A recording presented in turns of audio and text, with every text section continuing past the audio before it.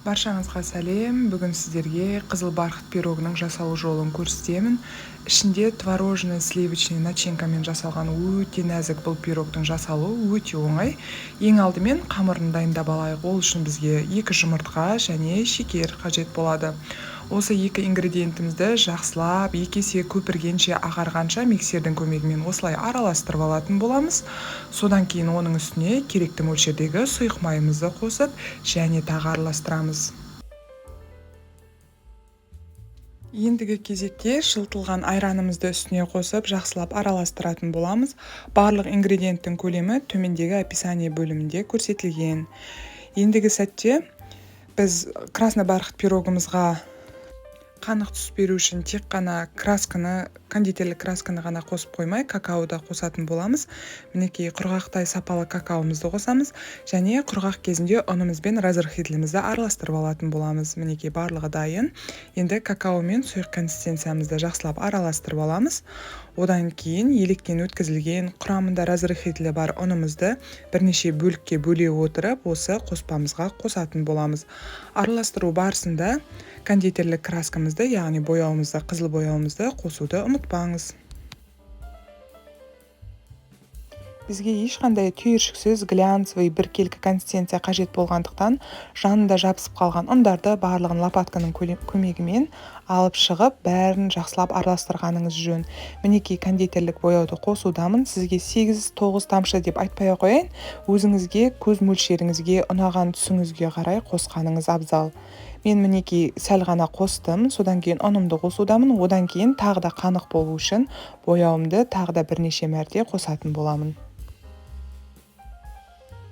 Достар, егер де сіздерге менің бөлісіп жатқан видеоларым ұнайтын болса, міндетті түрде лайк басып, өз пікірлеріңізді қалдыруды ұмытпаңыздар. Сіздермен кері байланыс мен үшін өте маңызды. Алдағы уақытта оңай деген дәмді рецепттермен бөлісетін боламын.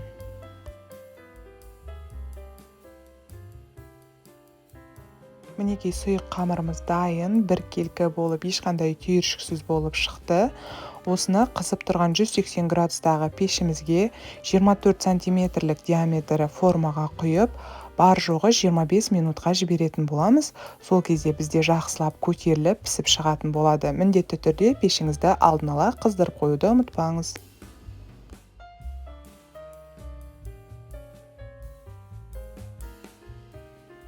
Пешіңіздің күштілігіне қарай плюс-минус 5 минут жүреді, сол себепті міндетті түрде бақылап отырыңыз. Ендігі кезекте ішіндегі салмасын, яғни кремін дайындайтын боламыз. Ол үшін бізге сливки, сахарный пудра және творожный сыр қажет болады. Барлығының мөлшері төменде көрсетілген.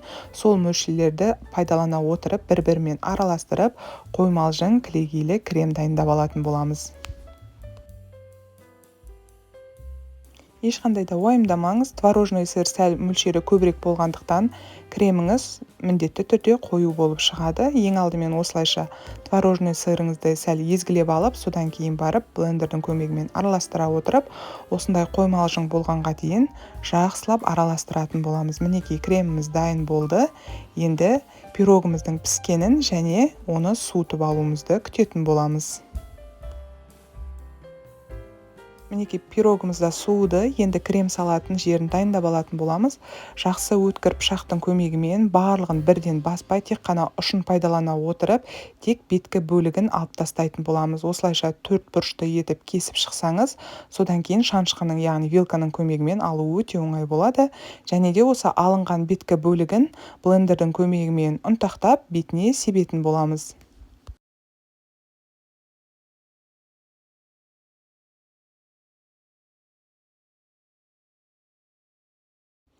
Мінекей осындай шағын блендердің көмегімен ұнтатып алудамын. Сол кезде біркелкі болып ұнтатылып, қазір әсемдеп бетін жапқан кезде әдемі болып көрінеді.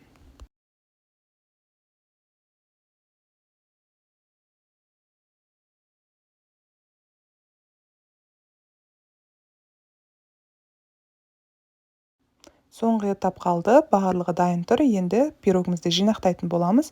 Арнайы кілегейлі кремді салатын жеріне осылайша мол етіп кремді салып шығатын боламыз.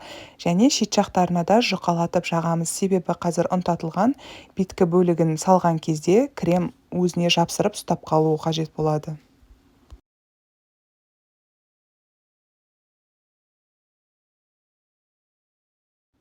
Мінекей осылайша беткі бөлігін барлығын ұнтатылған бөлігімен міндетті түрде жауып шығатын боламыз. Содан кейін ең соңында кокос стружкасымен әсемдейтін боламыз.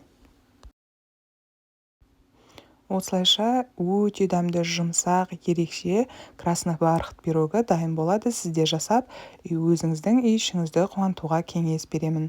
Видеомды соңына дейін көргеніңізге алғысымды айтамын.